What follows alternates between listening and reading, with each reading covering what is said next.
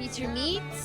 Cheers to my Cheers. getting older husband. I think it's 104 or 5 this episode's. You're 104 years old. We're sitting in our brand new pod studio. Yep, if you could only see it. We're in our basement. I finally got professional. No, I just I cleared out some room in our basement. We just needed a standard spot to do this, so I'm excited about this space. The best part is I'm gonna take a quick video of you. Is who's behind you? Tom Jones. I'll put that on. Yeah. Anyways, yeah, we went It's to a hot spot right down here. It is a nice little basement spot. I'm loving it. I love a good clean out. I put everything in the crawl space. There's nothing more I like. Yeah, we're back in our spring basement. Clean. This is where we used to podcast. That's true. A basement. Back when we were popular. Sorry, let me pour myself some bourbon here. So it's a Wednesday, and we usually turn up on a Wednesday. We call it Turn Up Wednesday, but Lent starts next Wednesday with Ash Wednesday. A week from today, yeah. I'll put this out tonight then. So okay, this makes so sense. Tuesday's Fat Tuesday. We're Catholic, and so we were going to take Lent seriously. Well, we take Lent seriously, but this year we're giving up alcohol, except for one day a week, which I'm not trying to get like absolutely blasted that one day a week, but I'm going to take it seriously. So I'm going out with a vengeance. You know? Yeah, I think it's a good idea. I mean, one day a week's kind of. Well, you're allowed. Sundays. Some Lent people, do Sundays or a cheat day. But my religion, you're allowed a cheat day. Yeah, it's just, there's March Madness, there's my birthday, there's things that happen. But if we just plan for one day of celebration. I'm excited. So, needless to say, we're going out with a bang. I've been drinking. Cheers in a. I went out last night. We went out and got some Chinese food for Valentine's Day. It was Valentine's Day / my dad's birthday, which always makes for a very romantic Valentine's Day. Yeah, I love it. Hanging out with my dad. Was on Valentine's Day. Yeah. But Chinese food, very easy to eat vegan, obviously. Hunan Lion. Thought about it today. I think it's my favorite food. Chinese food? Yeah. It's yeah. I think it beats Mexican even. It definitely beats Mexican in my book. I love it all. And I love just Asian, like Japanese, like sushi. You couldn't put sriracha mayo on a shoe and I would eat it. And like those little crunchy things they put on top. Oh, yeah. I could eat it all day. Well, they're a healthier culture, so it's a good one to emulate. I guess so. I overeat every time I eat sushi or any kind of Asian food-ish. And Thai, peanut sauce, curry, Thai. Oh, the list is endless. And it's so vegan friendly. That's what I love about it, is that you could go to any Asian restaurant and there's an option for you. Even my 5-year-old loves Asian food. He ate a vegetable roll. He ate vegetable lo mein. He had the sesame noodles. Yeah, and and he's so picky. If you don't frequent the vegan Chinese, one thing I've learned is that every single Chinese restaurant, if you call them and say, I want General Tso's tofu, no one's ever said no. But I've also maybe 10% of the time actually seen it on a menu. Oh, really? It's not on anyone's menu. I just call. So you just call and look at their chicken list. When's the last time and just say tofu. Hold on. When's the last time you went to a restaurant with me and ordered food? I can't even. Maybe never. Yeah. I always before I was vegan. I do all the ordering for the whole family, including my husband. I appreciate that. I don't know if that's like a power move or that's it's either oh, she's so controlling, or he's so clueless that this is my job. That's it, yeah. I mean, I know you're going to do a better job than me.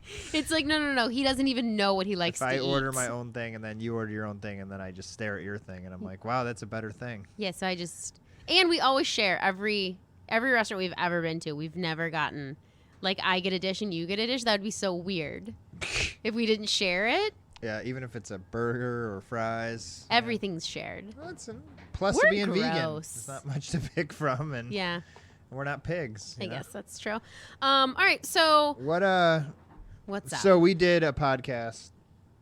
I know it's Wednesday. We were trying to drop one every weekend. We did one Saturday or Friday night. I did it. I hosted it. It was awesome. Yeah, if you want to hear it, it's just Lisa talking. It's probably good enough content. So there's an on-off button on our microphones. Yeah. Mine was off the entire show that we just found out. Yeah. Mm-hmm. So that's fun. Yeah, it was a good one. We'll do it again, but something else. We can redo it. So it was a countdown list, which who doesn't love a countdown list? And it was a countdown list based on the 10 most dangerous animal attacks. Yeah. Maybe we'll do it like in 2 days. And let me tell you guys. 2 this week. Let me tell you guys. Gruesome. Gruesome. It felt like I was on a murder podcast. Well, don't ruin that one. But what was the food you talked about at the beginning of that? There was something good. I just had a whole big spiel about pretzels. So yeah. So we'll do this real quick, but we entertain a lot. Hold on. Is the furnace too loud? Oh, it might be. Okay, yeah, so the furnace was on. Hopefully that wasn't too loud. You'll edit all that out, right? Yeah, totally. You will. Are we starting over? No, but Okay. you'll edit out because you messed up that one podcast and you feel real bad. Yeah. Go ahead. So we entertain a lot. I feel like we have people over every week, maybe twice a week or so. So people come over and we're drinking usually, but you still need to have some sort of substance out because you can't just be drinking and not eating. But the problem when you're vegan is that I have to find dishes that are like inherently vegan, because if I put out something that's like, I don't know, like a sour cream based dip or something, a ranch dip, my jackass of friends are like, what's that? Like weird. You got to like walk people into it. So I'd like to put out stuff that's vegan just because it's vegan. Like it's not. It's going to be delicious regardless. So hummus is the go-to for anybody. Anytime we go to someone's house, hummus is like the staple. And don't get me wrong, I love a good hummus. I just made a roasted red pepper hummus, and that was super good in a bowl. We've been eating so many bowls lately. I like hummus. But it gets overplayed. But these pretzels, they're a weekend treat because they're just a bunch of bread, but they're so good, like right out of the oven. And my kids like them and other kids like them. And you can make them a couple different ways, and you can make crazy dipping sauces. And how do you make them? Okay. It's a yeast. It's just a yeasted dough. So, and it's a sweet dough. Usually there's brown sugar in the dough. Do you make the dough, or do you buy like the little thing that pops?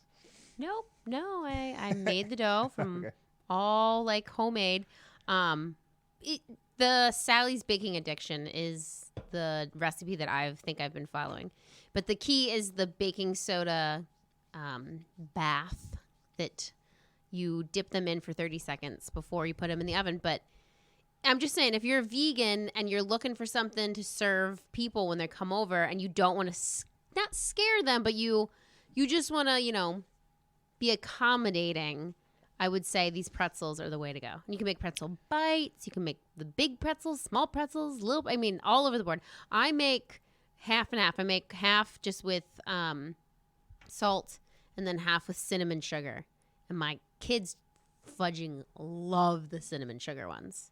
Yeah, I do. I like the salt ones myself. The cinnamon sugar ones. And then what I did after I got drunk when we had them is I took like frosting, like canned or jar, whatever container frosting that I got from the grocery store, and you melt that, and then you dip the cinnamon sugar pretzels in the melted frosting. Wow, just living your best life, I guess. It really was. It really was just delicious, if you're wondering.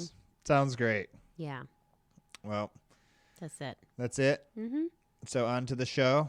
Yeah, I'm very, I'm nervous. This is going to be a tough one. Well, it's breaking news. I mean, so we were in State College, Pennsylvania on Sunday, driving back to Columbus, Ohio. Yeah. And we didn't realize at the time that we drove right past East Palestine. Palestine, not Palestine. It's Palestine. East Palestine, which is a town in Ohio that is making some news. 2 hours away from us. Yeah, pretty big news. So February 3rd, so we're already on, 12 days now. Today's February 15th. Mm-hmm.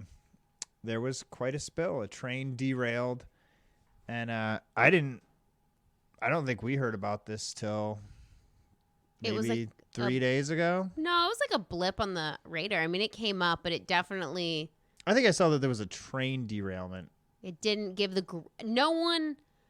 definitely didn't take the gravity of the situation as seriously as I should have, I guess. Well, I guess we'll start with that, and we'll end with it.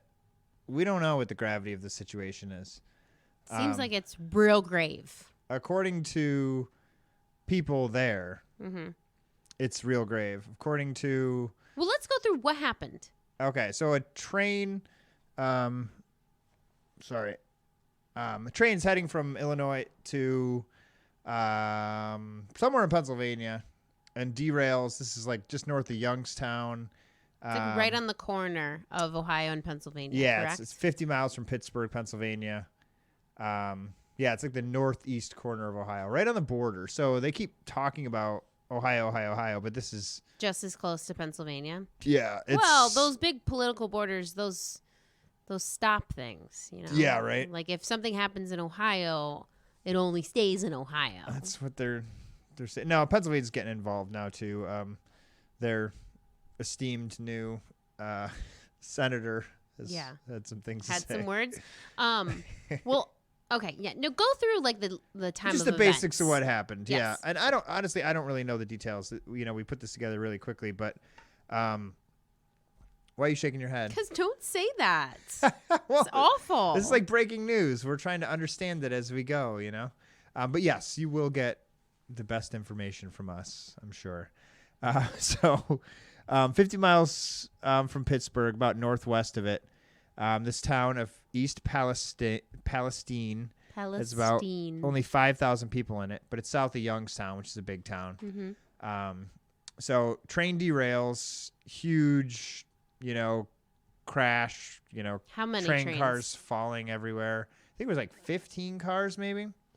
I don't know exactly how many. I think it was 15. I think it was more than that because I heard that there was actually 20 cars that Carried had chemicals. Oh, I thought it was like 4 cars. No, it's way more worse than that. But you can look that up. But as this derails, some of the cars are carrying toxic materials.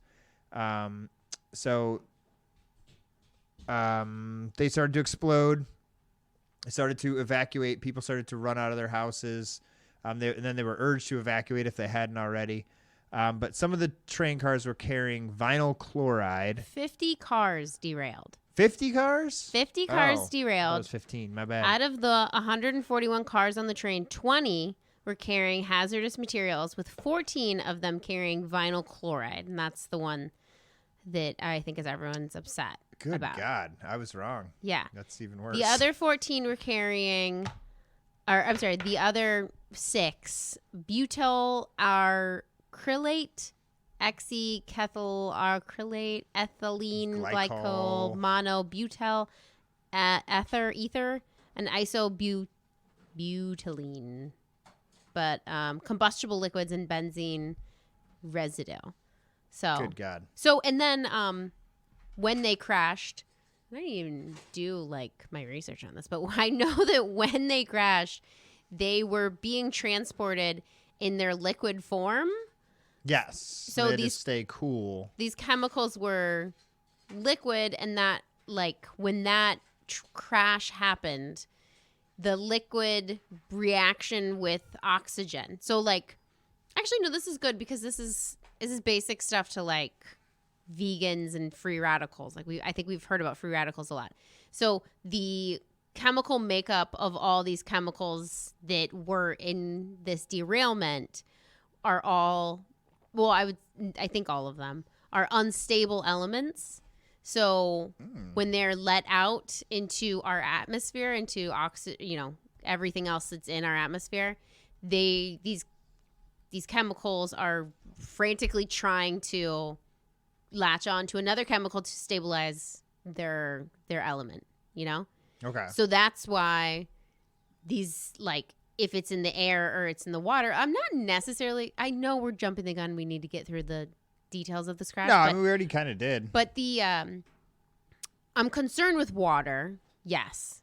But I'm really concerned with air because I can take the necessary steps to filter my water and filter and filter and filter and filter. And don't get me wrong, we have like a water filtration system that was sitting in our basement, and I pulled it out and I was like, you're fucking putting this in right away. But the air quality is super concerning to me. Well, the water thing. All right. So a bunch of chemicals spill. They can't really clean them up. So they ignite them. Yes. Which I think is actually even worse. I mean, I don't know. But so some of it was, like you said, it came out of liquid form, and it like immediately was like boiling hot gases because they were in climate controlled trains. Yeah. And once they get exposed to the air and everything. Then it's just like a free radical. But apparently it busts out and it's looking to latch on. And it latches to water molecules. Oh, okay. Apparently. I didn't know that. The vinyl chloride. Well, there's water in the air. Yeah. Exactly. So what hasn't really happened yet too much is rain. There hasn't been much rain the past week. There's supposed to be. It's fudging springtime. Yeah. So if this is attaching to water molecules and being pulled up into the atmosphere, and as it rains, so I haven't seen a legitimate news source that's showing this, but Twitter, people all over like Northeast Ohio, even across, I saw like Toledo, Cleveland, places where it has rained. People are showing pictures of their cars saying like, this does not look like what my car looks like when it typically rains. Like taking off the paint? It's just like acid. Like, I think I have a picture, and maybe not. It's just leaving like a film all over the car. Like almost like when you drive in the snow for a while and the shitty slush and your car's all gray. Yes. Like it's leaving that after a rain. Like, and that's as far as Toledo? Like that. Yeah, it's one of the... I mean, these are just people tweeting on Twitter, so it's not like... Right, we'll take it with a grain of salt. Well, the real news uses Twitter as a source now, so I guess I can. That's also not to be like I mean, I don't know. Twitter's... I don't know. Well, that's the moral of this, I guess, for me, trying to understand this. This is a good example of how difficult it is to get real information these days. Because you get on Twitter, you get on social media, and people are out of their minds in this area. Upset. And then you turn on the TV and the governor's saying, no, everything's fine. Well, that's where my qualm number 17 is, that when the governor gets on and the EPA backs him up and says, we're all good. And I listened to a bit of his press conference that he had yesterday. Said, we're all good. As of right now, the EPA says that the water quality is fine. The air quality is fine. That's basically was the takeaway from the press conference yesterday. That was like, we're going to keep checking, but as of now, your water quality is fine and your air quality is fine. In East Palestine, too. Not just There's no way. First of all, around there. But they're saying like, if you live right there, you can drink the water. There's no way. That's true. But also, I'm saying that his synopsis of the story was so like, it's fine, everything's fine, you can drink the water. Like, he gave no real indication. He gave nothing. If he would have came on and he would have said, listen, we're on a water watch. It's testing fine, but let's do some bottled water for a couple weeks. Or not. Yeah. We'll send you some. But like his response was just so, it was two butterflies and rainbows. It didn't make sense, you know? Yeah. I didn't see any of his speech, but I saw today like a headline that was like, even in East Palestine, you can drink the water. You got to be kidding me if you think I'm going to drink the water in East Palestine. I don't even want to drink my water. We're nowhere near. I mean, so the Ohio River, flows throughout Ohio and borders us from Kentucky and West Virginia. But a lot of these cities, including Cincinnati, get their water supply is from the Ohio River. Right. We don't. We're the Scioto? Yeah, or but Griggs? I mean, it's all kind of related. I mean, all water Columbus touches other water. Yeah, we have 2 man-made dams that feed Columbus that we get our water from. But yeah, that's coming from somewhere else, and that's coming from somewhere else, and it rains into those things.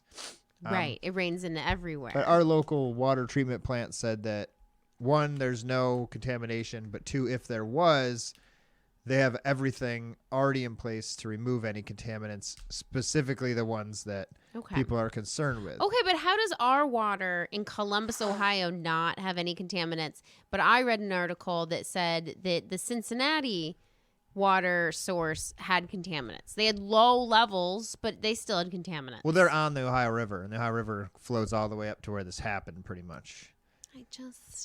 And I don't believe anything. I don't believe that's anything. The thing. And I think this is all going to be like an Aaron Brockovich situation. In 20 years, everyone's going to have cancer. And, you know, they're going to be like, you didn't know? And it's like, well, what am I supposed to do? I'm sure we'll get to it. What am I supposed to do? I live here. I live within the radius of this affected area. And I'm just, what? You know? Apparently nothing, but...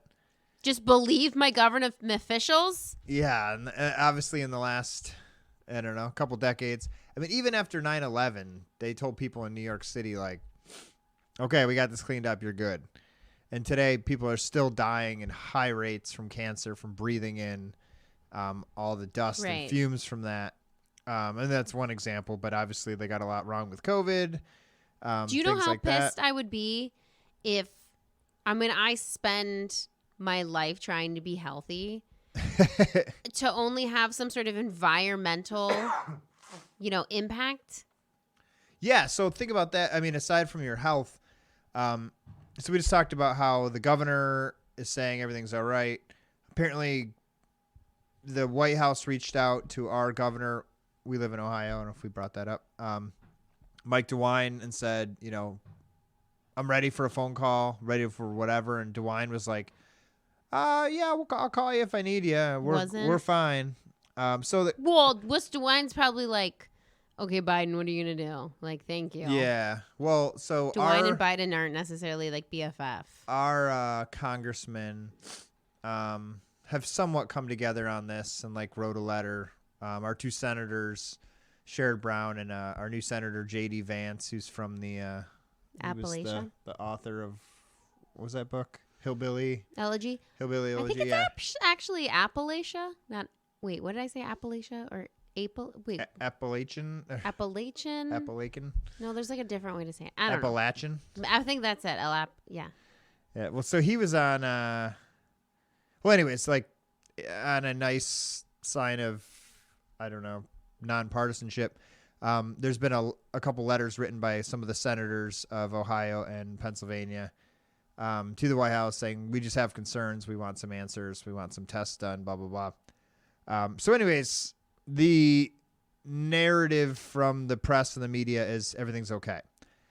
Now you look at what's going on in this town and you get the complete opposite. Can I give you a little quid, I don't know, words about that? So, arrest of a reporter on February 8th during a newscast in a gymnasium behind the press conference of Governor Mike DeWine. Yeah. Evan Lambert, a reporter for News Nation, was approached by 2 state troopers of the Ohio Highway Patrol and Major General John C. Harris, Jr. of the Ohio Adjunct General's Department, who cautioned him about his loudness, leading to a confrontation. Several police intervene as cell phones and body cameras recorded. So this guy... Did you see the video? No, did you? I did, yeah. There's more than one video of reporters being arrested. Cool, that's not... Okay. Yeah, cool. Yeah.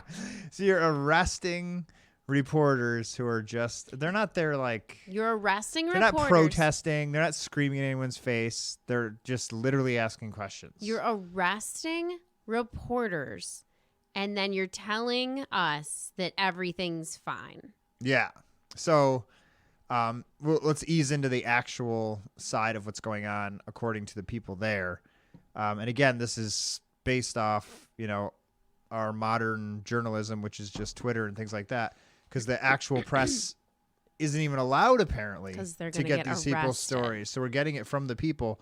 So this one woman today called into Glenn Beck, which was like a big tweet.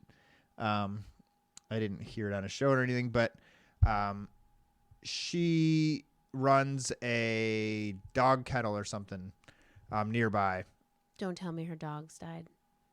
No, but a lot of people's pets are dying. Some woman came out this morning and she had 10 chickens, all dead. All 10 of them completely dead. There's a local guy that like raises foxes. Is how you pluralize it? Foxeye. And he was holding like his videos of him holding them up, and they're all like sickly, and he's like, they're never like this. So animals are obviously the canary in the coal mine. Literally, fish are dying, frogs are floating up. I did hear someone on the news press conference said that a number of animals have died, but she was like, but none are endangered, so no worries. That's crazy. So on the radio this morning, driving to work, I hear just on basic news them saying, well, they've tested something like 186 houses in the neighborhood. They still have 50 more to do. Every single one of them is testing totally fine for air quality and water quality. You cannot tell me that and make us believe that. I know. Well, you guys, like, come up with a more realistic answer. Say, like, you know what, this shit is bad, or like it's like not as bad as you think. You gotta come up with something better than it's fine. It sounds like you're in the camp of this is bullshit, which I am too. But so this woman calls Glenn Beck today, and she says that they came into her business, her residence, where she has all these, she's running a business of dogs, whatever. That's not part of the story. They said, we're here. It's Norfolk Southern is the train company. Yeah. If you live in the Northeast or anywhere. Yes, and hold on. Norfolk Southern. You do know that Norfolk Train Company or whatever, like, it is, when something like this happens, it is in their best interests to absolutely deny any wrongdoing. No matter what, yeah. No matter what. I mean, they could be very nice people that feel real bad about this, but like legally in that web of, disgusting behaviors that happens after a tragedy like this, they're always going to deny. And this is where it gets real tricky for me, is that Norfolk Train Company is probably a pretty big business. Huge corporate. With special interests. They probably have a lot of special interests, and a lot of people that are in charge right now, including those same people that are in charge telling us that this is fine. Like, we're all damned, guys. This is all baloney. Like, it's horrifying, but I need you to tell me, like, when will these chemicals be, run through? Like, are we done? Is this 3 Mile Island forever? Like, some people are literally saying it's Chernobyl, Ohio. Some people are comparing it to that. Well, let me finish this. So this woman, Caitlin Schwarzenegger or something, so she claims that they came to her house. So I'm listening on the radio this morning. They're telling them that they're testing people's houses. Everything's fine. Air, water, whatever. They came to her house. She said since the train derailed, there's been a truck parked in front of her house and all around the area. And finally they came to her door and said, we're here we're an independent third party company or actually the Norfolk Southern came around and said, we're going to send people to come test your air and water. Okay. But they're not associated with us. They're their own company, blah, blah, blah. They'll do a completely unbiased test of your air and water. So they come. And she's obviously welcome to that, like everyone would be. Test my air, test my water, and they're doing it. And they say, actually, we can't test the water right now. We're just here to do the air. So they're reporting that they're testing the air and water, but they're just showing at people's houses just testing the air. And then they say to her, she said she had a candid conversation with like one of the workers. Said like, hey, like what are you guys? And they were like, well, actually, we're a company that tests water. We test the environment after disasters. Yeah. It's the CTEH, the Center for Toxicology and Environmental Health. And they're claiming that they're private contractors hired by Norfolk Southern. But this woman said that she asked this guy, and he's like, "Oh yeah, we just follow them around. We just go. Yeah, we're literally we go wherever their trains derail, and that's what they're doing there. So, anyways, then they tell her everything's fine, and then they give her a contract and say, "Will you please sign this?" And she reads it. It's literally taking any legal responsibility from Norfolk Southern. So they're sending people saying that they're testing their stuff, and then while they're there saying, "Oh, just sign this." And it's a contract saying, if you get cancer in 2 years, you can't sue us, essentially. And people are signing it. She said almost everyone she's talked to has signed it, but no one really knew what they were signing or paying that much attention to it. So this same group, the CTEH, so we got millions of gallons that spilled in Louisiana in 2005 of a toxic coal ash. Tennessee, there was a defective Chinese drywall plague in Florida back in the day. There was there was a train derailment in New Jersey that prior to this derailment was the largest spill of that. It's like the chlorine one, I think, is the real bad one. Hold on, I have it here. The chloride chemical is the one that's... Some bad chemical? Yeah, but anyways, before this, there was a train derailment in New Jersey that spilled 2 cars worth of the chemical. And everyone was like, "Oh my, this is insane." And now we have... And this article from CNN said that there was 100 cars. The vinyl chloride? Yes, vinyl chloride. Okay, that's your... Yeah. It spilled, and everyone was up in arms about 2, and now we have 20. That's the other weird thing. Is like, think about like obviously the BP oil spill was a big deal, but like usually when there's a big disaster like this, there's a lot more talk about it. Yeah, I don't know. I feel like a lot of speculation. I've seen it on the news a lot in recent days. Well, in recent days, and that was the criticism here is before Twitter and people from this town were actually getting out there and talking about this and sharing their stories, and there was no talk about it whatsoever. And then all of a sudden, over the past 2 or 3 days, it's been out. Everyone's blowing up about it, and now the government and the media sources are kind of forced to report on it. So, I mean, maybe it's not a big deal, and maybe that's someone paying attention to it, and people there just over-exaggerating, and now we're forced to pay attention to it, or... it's a complete, total cover-up of an awful, horrific thing that's happening. It's not even a cover-up. So let me ask you this. Yeah, you saw like the pictures of the mushroom cloud and the explosion. Yeah. Like, it was unbelievable. Yeah.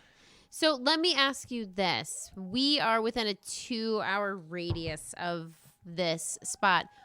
Where's safe and where's not?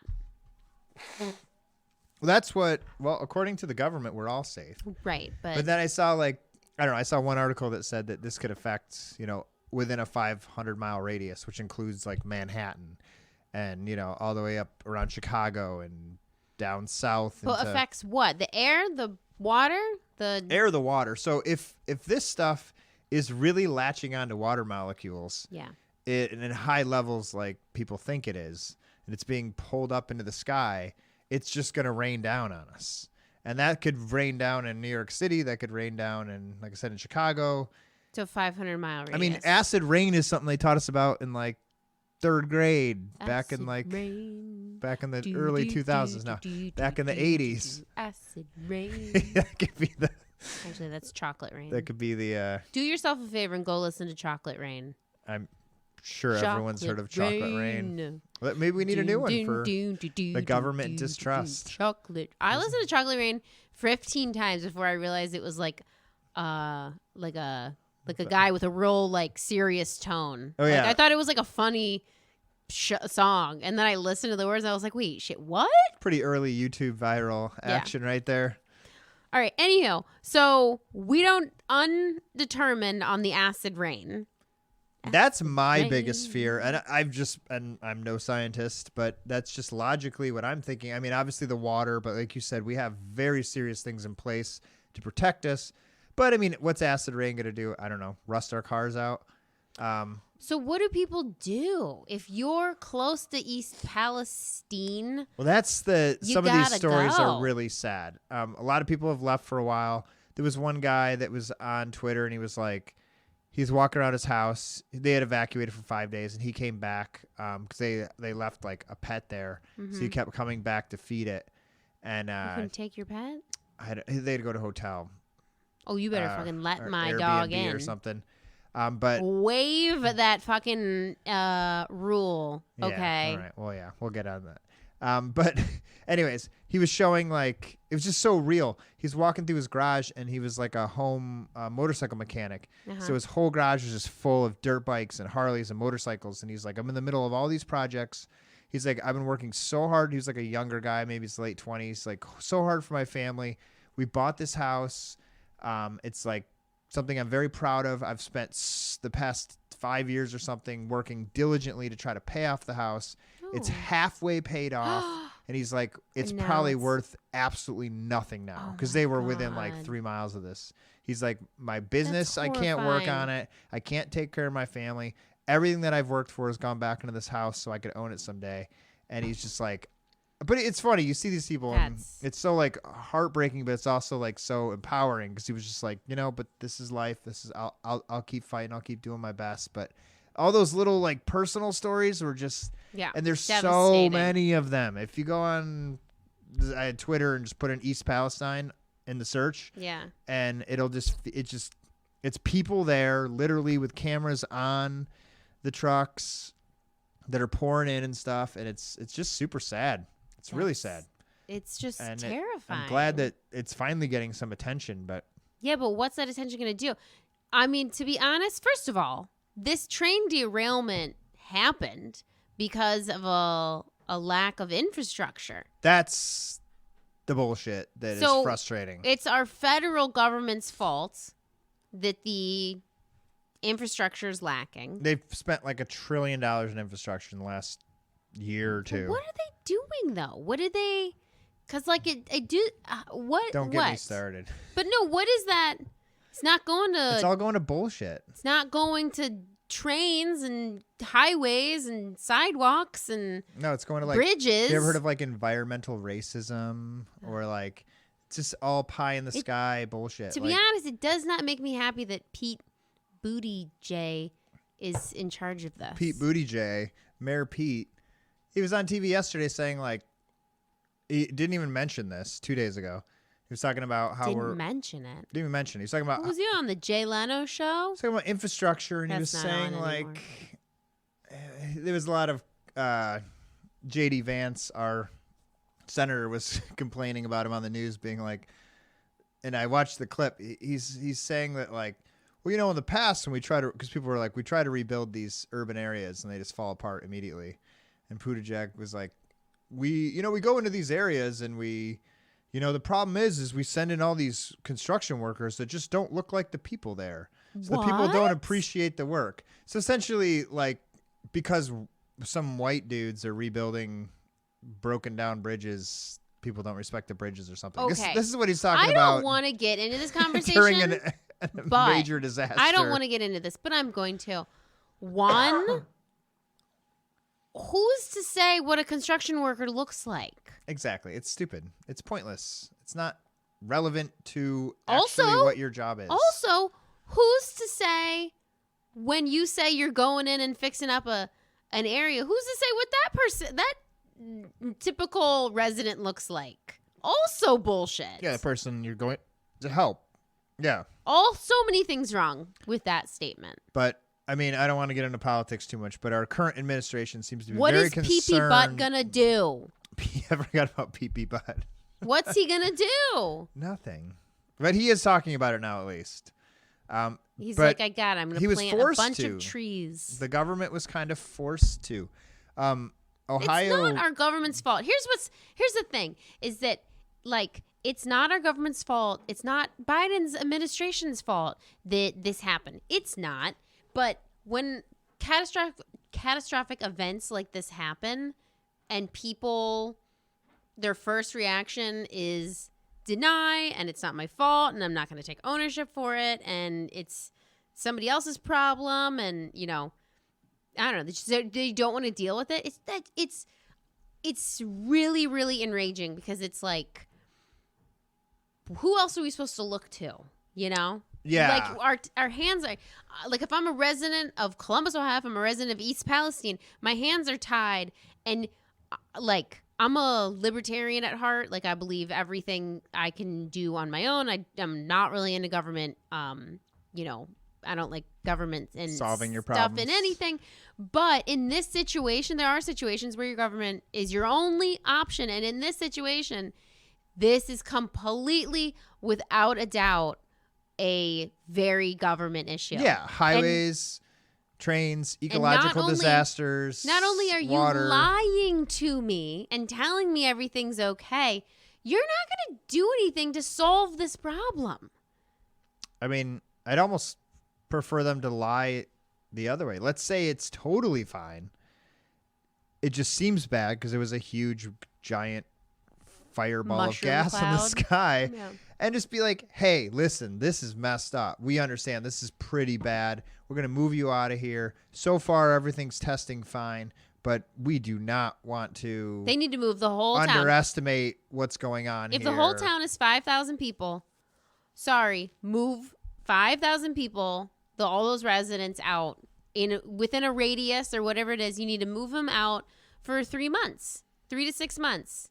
And whatever that costs, I think your stupid budget can cover it.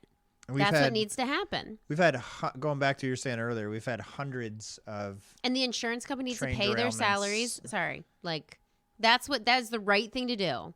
Oh, yeah. If you had to leave, like, all of this should come out of Norfolk Southern. Yeah. Like, their pockets. Billions. Everyone leaving, everyone having to leave, all the testing, all the cleanup. Hold on. I'm going to Like, look how this much is a that private company. Norfolk.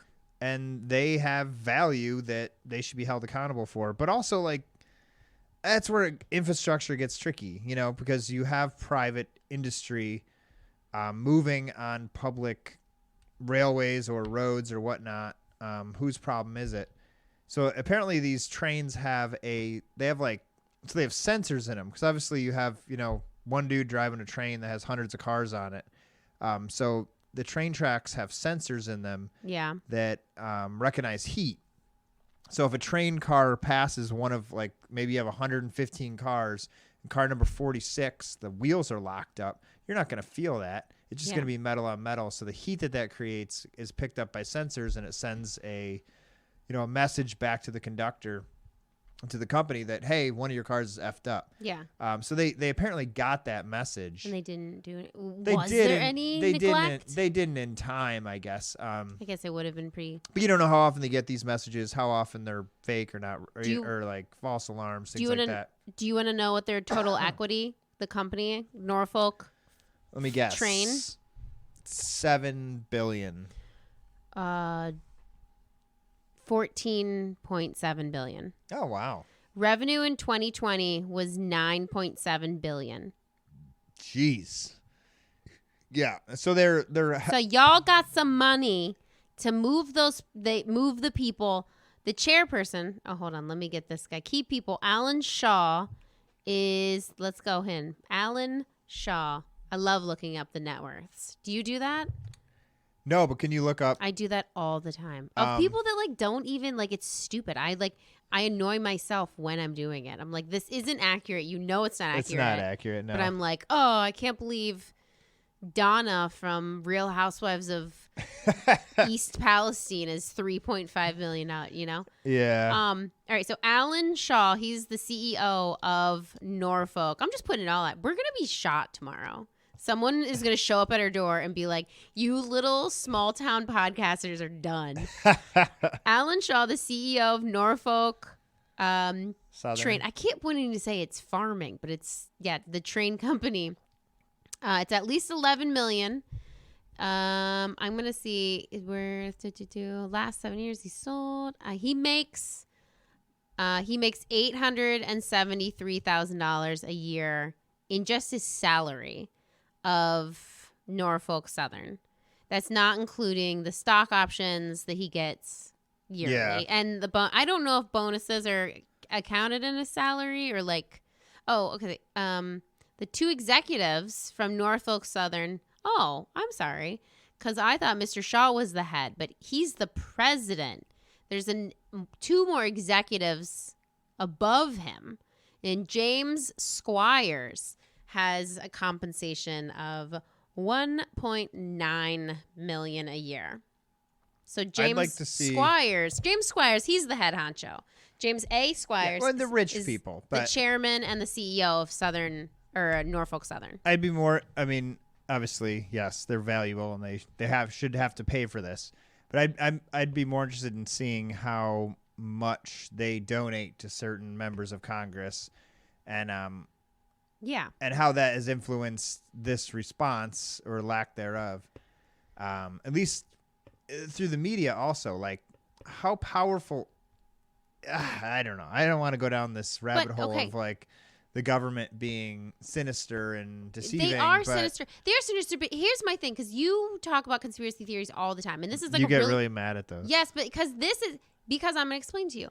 Then this is a really good example of why I get so mad at all those conspiracy theories, because this situation, we got bent over and fucked up the ass, and our government is in our face telling us it's a lie. Okay, they're denying any culpability. All right. Yeah. And there's no recourse. There's no cleanup. There's no insurance money here. It's Not yet. Just, I mean, there might be. It's just, we're watching a disaster with our hands tied behind our backs, and we see the conspiracy. It's not even, I don't know what you even call this at this point. I'm seeing the absolute lies and dysfunction that are being spewed out. Yeah. Okay. What am I going to do about that? Nothing. That's why I get so mad at your conspiracies, because listen, at a certain point, ignorance is bliss, and I know there's some really messed up stuff in the world, but what am I like? Well, I'm just going to take this. I'm going to take that conspiracy that you've told me about how, this is messed up and this is a lie and this is messed up and this is a lie. And I'm just going to now absorb this anxiety and stress that I didn't have before, because there's not a goddamn thing I can do about it. You just don't want to know? Well, but do you understand what I'm saying? Yes, what is the point? I think this is a good example of a conspiracy, I'm in quotes here, theory, not being a conspiracy theory. It's just... But some might look at lies. it like that. If you didn't look at anything but the local news and you heard us talking about this, you'd be like, "Oh no, that's goobly gop conspiracy theory." But the reason this information is coming out, and I'm getting text messages from people in other states, the reason this is actually becoming news now is because people were talking about it. They were out there spreading this information. I don't think that's due to conspiracy theorists, though. That's not on. Those are just people that we're talking about. This story didn't break because a conspiracy theorist. It broke because people were talking about what really happened, contrary to what the government was telling us. And then the government eventually had to say, "Okay, yeah, this is something going on here." And that's because the government's people not were talking said about that yet. The well, government still it's on says the news now. The government still says everything's fine. It the wasn't story, even on the news. Jimmy, the story is still everything's fine. There might be a ton of articles of like, we're questioning this and we don't know this, but from the government standpoint, it's still, we're good. But not necessarily from the media standpoint. They're questioning and they're showing up and they're talking about it. I'm not giving you any credit for you and your weird ass conspiracy people, hermits who live in underground caves and wake up at 3 in the afternoon. Do you want to give me an example? Wake up at 3 in the afternoon and just, just do weird shit. I'm not into it. What are you referring to? No, you just got I don't even know what you're talking about. There's like a weird cult of conspiracy theorists. I'm not into it. Okay. Well, I could share some really weird. No, I'm just kidding. Well, speaking of weird conspiracies, which is not a conspiracy, last year, less than a year ago, Netflix came out with a film about a small town in Northeast Ohio. Mm-hmm. It's like College on the Hill, where a train derailed. Yeah. And spilled chemicals, some of the extras in this movie are from East Palestine residents. That's weird. That's real weird. And that's when you talk about conspiracy theories. Yeah. If someone's sitting here saying like, this was planned and Netflix knew it and they were just warning us, that's when you get into some weird stuff. But even it's still worth having those weird conversations these days. I used to be the first person to be like, you are an idiot. Shut up. Don't even talk about that. Even to my students, I would say like, when were you like that? Well, 9/11 was a big deal, obviously. And, I was. Oh God, no. There's a big difference between someone who's flirting with government conspiracies and someone who's doubting 9/11. Those are two. They're very way off. They're the exact same thing. No. Someone who looks at East Palestine's train derailment and says something's off. There's a cover up here. There's a conspiracy. The word conspiracy is being used way too flagrant here. But someone who can look at a government involved situation and say something's fishy, okay, give you credence. And then someone who denies 9/11 not denies it is a completely separate person. I'm not saying denies it, but asks some questions about it. You can't ask questions about 9/11. 9/11 is exactly what they told us. It's exactly how it went down, is exactly what happened. And if you even question that, you're disrespecting the families, you're disrespecting the city, you're disrespecting this country. That's how I was, and I'm not anymore. That's really weird because you were a government teacher. Like, when did you have such a change of heart? Probably the last 5 years when I started to learn that the government is lying to us on a lot of stuff. You've never maybe liked the last the 3 government. years. You've never liked the government. I'm calling bullshit that you were always into conspiracies. 100% yelled at students about 9/11 conspiracies and about. Well, hold on. But even JFK and the moon and things like that. Yeah, but our students that said that stuff were the kids that came up and said, what about this, about 9/11 or other conspiracies were I'm sorry to say, but those idiots that had no, they were F students. So it would be like, oh, well, you probably don't know about this. And it was like, you haven't turned a paper in 3 months and you have zero, you can't even speak to me in correct grammar, but you're going to tell me that I don't know what's going on? Really? Like I said, I thought you couldn't question that and you shouldn't question that. And now I think we should question everything. I did have a change of heart. Okay, let's get back to the movie. So this movie, White Noise, was based off of a train derailment, and it was from Northeast Ohio. And it has Adam Driver in it, who I fudging love him. Oh, really? So you know people in it? I watched Adam Driver, trailer. He's Darth Vader's son. Yeah, you lost me. Okay.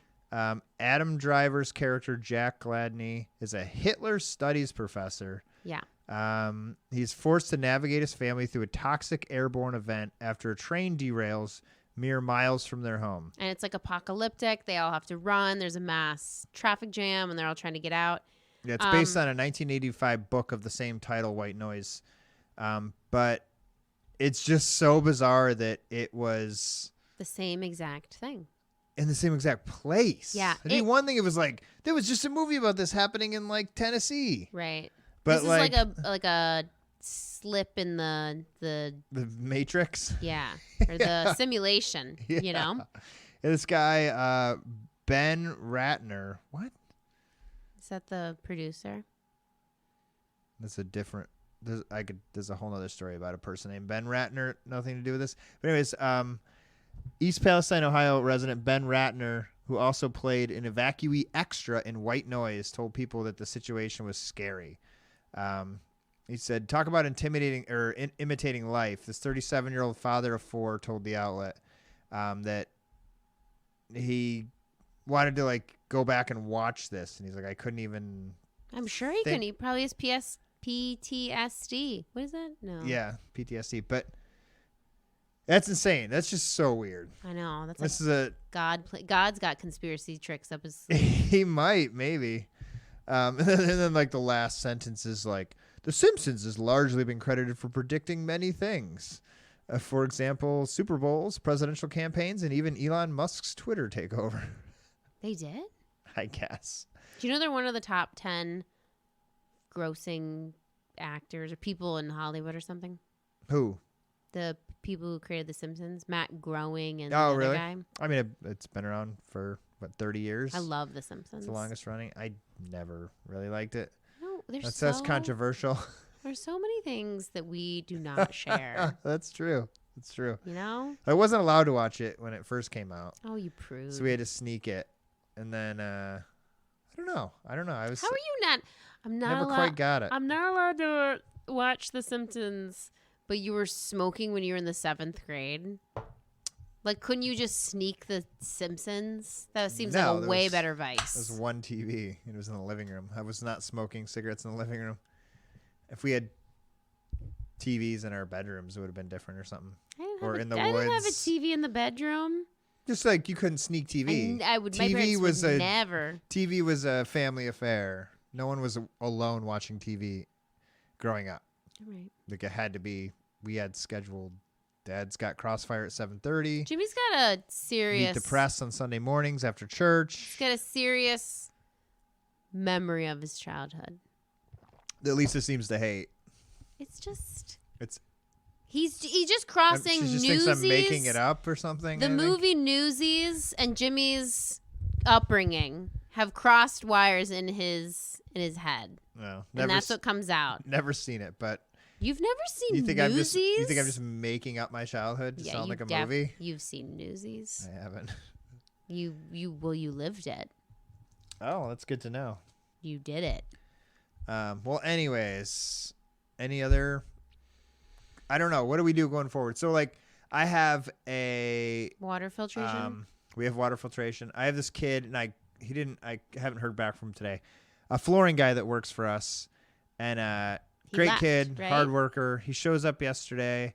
He's got 2 masks on, and I'm like, don't put his business out there. I'm gonna put his name out there, but I'm like, hey, Chris. No, I'm just kidding. Yeah. That's not his name. I was like, hey, man, are you all right? Are you sick? Mm-hmm. And which, you know, if you're sick and you're wearing a mask, good for you. Whatever. We're in close quarters. And he's like, no, man, did you hear about the Ohio spill? And I was like, yeah. He was freaked out. And he's working in the house, laying flooring, like in a climate-controlled home, hundreds of miles from this, with 2 masks on. Do you think he sleeps with those on? I've never seen him with a mask on in my life. And I taught him last year in high school during COVID after we took the masks off, or they were optional. But anyways, great kid, great worker, love him to death. And he was like, I'm not going to be able to finish these floors. And I was like, why? He's like, my dad wants to leave and go to Wyoming for 90 days. And I was like, wow, for work? And he's like, no, to get away from this spill. And I was like, it's funny because I had texted you jokingly like an hour before that. Like, let's go on a 90-day vacation. Yeah. I was just kidding, but I was also like just getting the news of this and being like. Well, where did you get that 90 days from? Is things cool in 90 days? No, I just said it in my head. And then he said that too. But. Is there something we should know about 90 days? Maybe. I don't know. It's weird, but like you were saying it earlier, it's frustrating to think that we could work so hard to try to be somewhat healthy and responsible, have it all taken away by something stupid. By James A. Squires? Yeah. So like if my worker, who if you knew him and this isn't a big deal, you'd probably be like, what a crazy lunatic. But also like, what if I said to him joking around at the end of the day, I was like, if you do go to Montana and like we all die, yeah, when you come back, like you can have my cars, my house, like I'll leave you the keys and stuff. Like if it's a possible like scenario, which it probably is for 1 out of like 100,000 people to actually just go away. Yeah, what the hell, go away. But it's just not possible. So if even outside of this thing, some kind of disaster like this, you're screwed. Right. You can't just walk away from school and your job and your income and like. I know. And air and water, you can't just walk away from that. Can I give you a little bit more? Sorry, Norfolk Southern. I don't like them. Listen to this, and then we'll close it out. But over the last 19 years, insiders at Norfolk Southern have traded over $46 million worth of Norfolk Southern stock and bought 5,900 units worth $1 million. The most active insiders, traders, I don't think that's correct grammar, include Wesley Bush and James A. Squires, who's the head honcho. Mm-hmm. On average, Norfolk Southern executives and independent directors trade. This is some real bullshit. I'm really stirring up some shit. Sorry. Independent directors trade stock every 14 days with an average trade of being worth around $2 million. So these executives are selling and buying $2 million worth every 14 days. Listen to this. The most recent stock trade was executed by James A. Squire on January 27th, 2023, trading 8,100 units, which is a current worth of around $2 million, which was on January 27th. And when was the train derailment? February 4th. Not saying it's connected. February 3rd, sorry. But that's really close. 6 days before. Is it a little bit suspicious that you sold $2 million worth of stock a couple days before a giant derailment? Because if you look at their stock numbers, they're way down. But also, like, yeah, I mean, there's shady shit going on. There's shady but shit if going you're on. rolling trains full of toxic chemicals, like, good God. Like, how do we not have a system in place in today's society where this can't happen? Right. This is interesting. It's All scary. this it shows the stocks that they've traded. Well, our battery's about to die, so let's All right. close it out. Okay, well, I'm going to go deep on this because Norfolk Southern executives, James A. Squires, remember that guy's name? I grew up on Squires Avenue in Mark- Endicott, New York. There's- Back when I was delivering newspapers and stealing grapes from little old ladies' carports. All true. Mark George is the executive VP and CFO, and Alan Shaw is the president. And there's Cynthia Sanborn is an executive and VP. There's a lady. Well, just in case anyone's wondering, Lisa and I love each other. We do. Neither of us would unlife each other. Yeah. If we disappear, Why are you talking about it's because of that? this podcast. This warning the world. Oh, right. Yeah. It's true. All right. Well, thanks for listening, and we'll keep back with more information about this. Yeah, if you have any, send it along. We'll Scary get back stuff. to scary animals next week or Podcast. maybe this weekend. Yeah. Yeah, we'll do probably that. another one this weekend. So. All right. Well, thanks for listening, and we'll see you. Actually, we won't see you because we don't hear you, or see you because we just talk to each other Yeah. and think people listen to us. All right. Good night. Don't drink the water.